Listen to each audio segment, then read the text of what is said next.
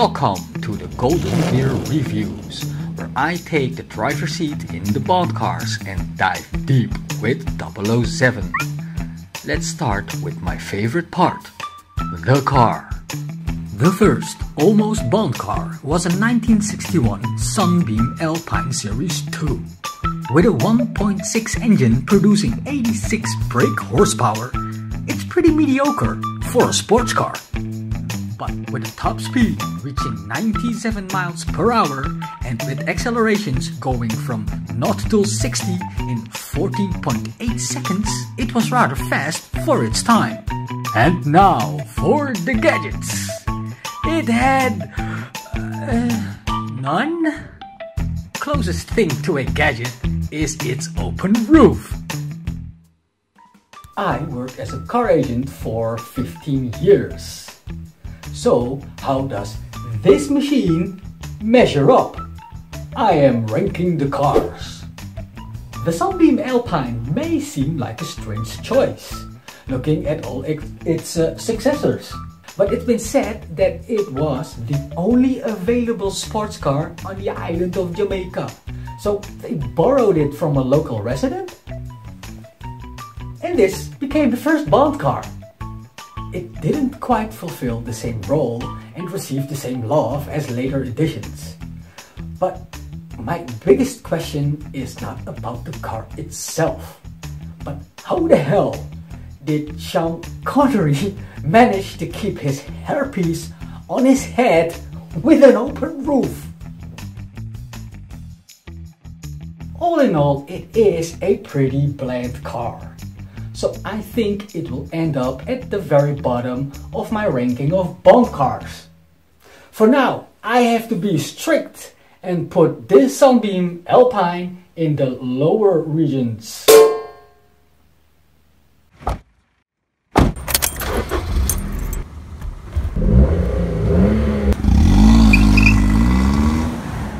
Now that we're up to speed, let's dive deep and explore the origin, the casting, and the Bond song.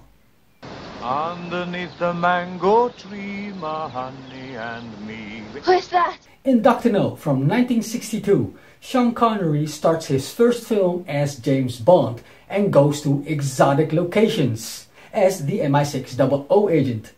He investigates the murder of a colleague and the disruption of the American space program. It leads him to the villain of the movie, Dr.No.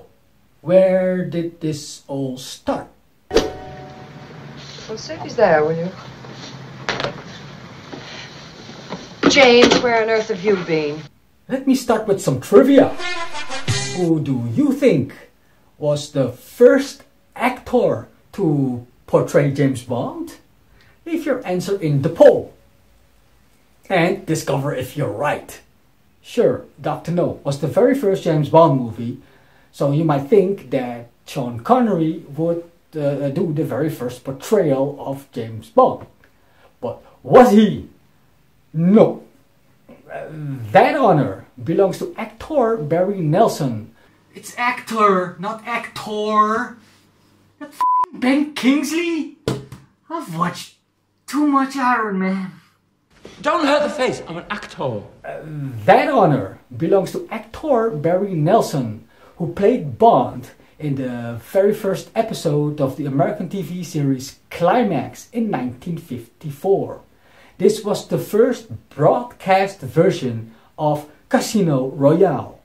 Climax presents Casino Royale from the bestseller by Ian Fleming. Hey! Oh! The story of James Bond originated by the hands of writer Ian Fleming. He wrote the books that are the basis of everything. But the movie character of James Bond, as we know it, was very much formed by its first director, Terence Young. Terence Young started his career as a scriptwriter for several successful movies in the 40s and 50s, and then continued as a director. He's best known for 3 Bond films, Dr.No, From Russia with Love, and Thunderball. An inheritance of Terence Young is the allure and immaculate sense of style that Bond is known for. He helped Sean Connery to find the right outfits, showed him how to eat fancy dinners, and adopt glamorous mannerisms.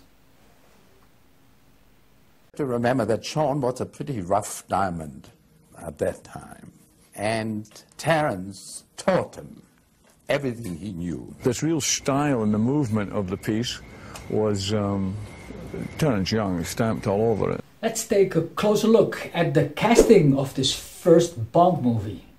It wasn't just the books of Fleming and the influence of Terence Young that created the feel of James Bond. The producers of Dr.No used another film as inspiration too. That was North by Northwest from 1959, directed by Alfred Hitchcock. They asked its lead role, Cary Grant, and then its villain, James Mason, to play James Bond. They both turned it down because they were not into the multi-film commitment. Other actors turned down the role on moral grounds and low salary. When Sean Connery was asked, writer Ian Fleming was not impressed. He called him unrefined and an overgrown stuntman. Bond was a high-life English gentleman. But Sean Connery was a rugged working-class Scotsman. My Connery sucks. I suddenly remembered my Charlemagne. Let my armies be the rocks and the trees and the birds in the sky. Fleming's wife Anne saw the sex bomb potential of this former Mr. Universe contestant and managed to convince her husband. He came to appreciate Connery and in later novels even altered Bond's heritage to include a Scottish uncle. Bond may be a charmer, but he is also a flawed character with impulsive tendencies and insensitive remarks. This is where Sean's nature balanced Bond to a more natural and funny character. His spontaneous ad-libbing of one-liners is one of the main things that still is funny till this very day. Looking for shells? No, I'm just looking. Just as with other roles in this movie, it was not clear who would get the first part of the very first Bond girl. 2 weeks before filming, the producers noticed a photo of a still unknown Ursula Andress in a wet t-shirt. It must have been quite convincing, because they gave her the part without even meeting her. Alright. Ursula caught viewers' attention with more than just her beauty. From the 30s to the 50s, female roles were small and regulated by a production code. Women in movies were supposed to be purely domestic and virtuous, or to be teaching a moral lesson with their mistakes. Portrayed as dumb, dependent and pretty, or evil, naive and voluptuous. But Ursula represented something new. Strong, athletic, and independent. Yes, she is wearing a small bikini, but also a navy belt with a knife in it. Along with her acting skills and her obvious beauty, they struck gold. The scene where she rises from the ocean has become one of the most iconic ever.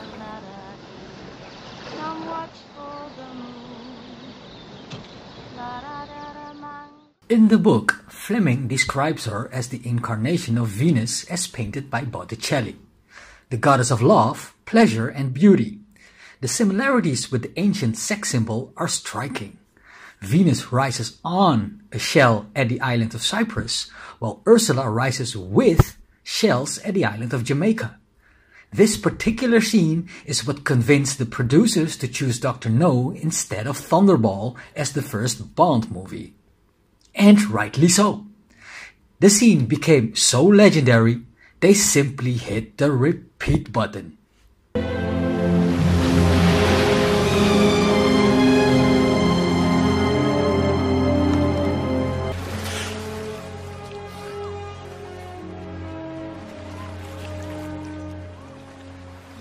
as important as the car and the actors is the music that ties it all together.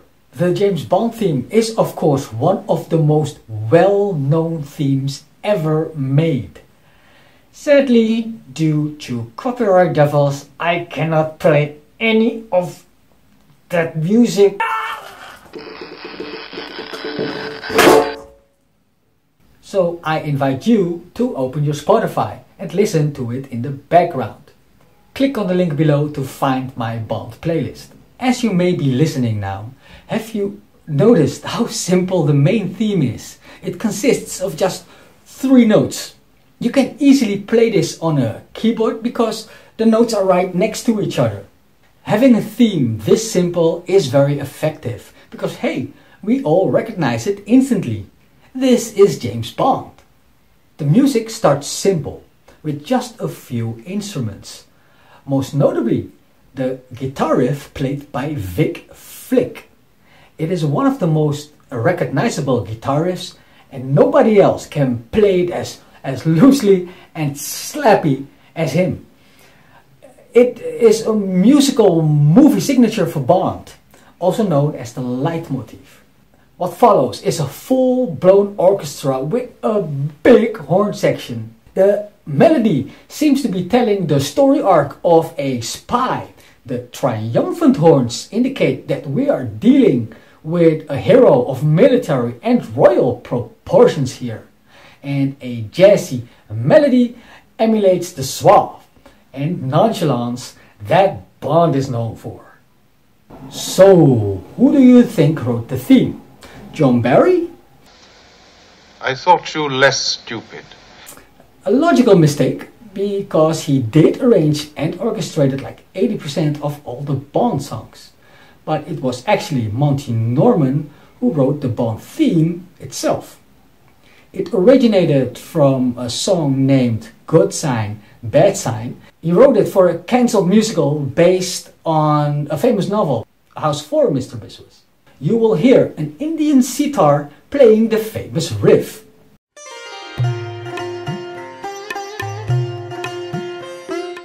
For the Bond song, they sped it up and exchanged the sitar for the guitar. Excellent! And now, the final score of the movie.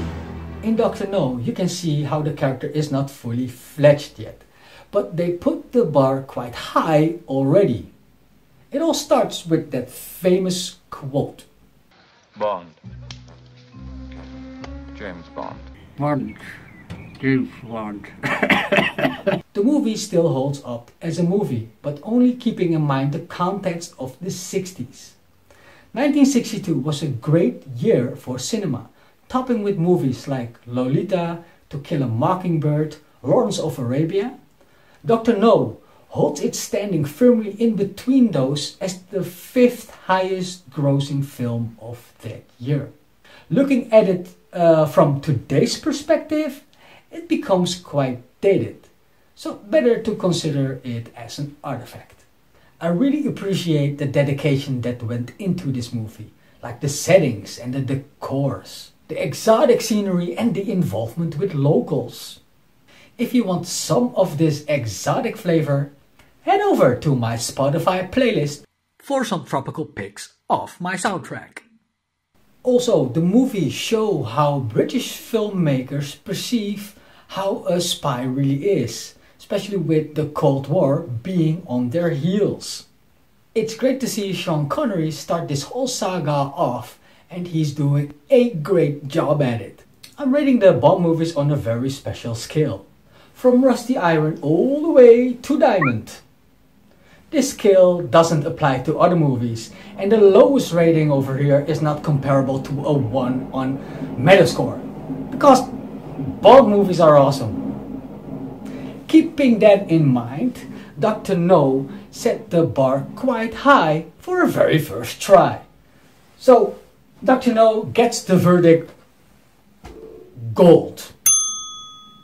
But of course. Thanks for watching Dr. Video's Golden Gear Reviews. Please like and subscribe.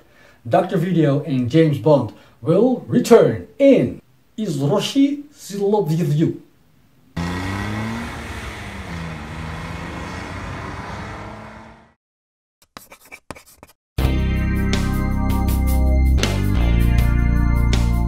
When Sean Connery was asked, Sean Connery was asked,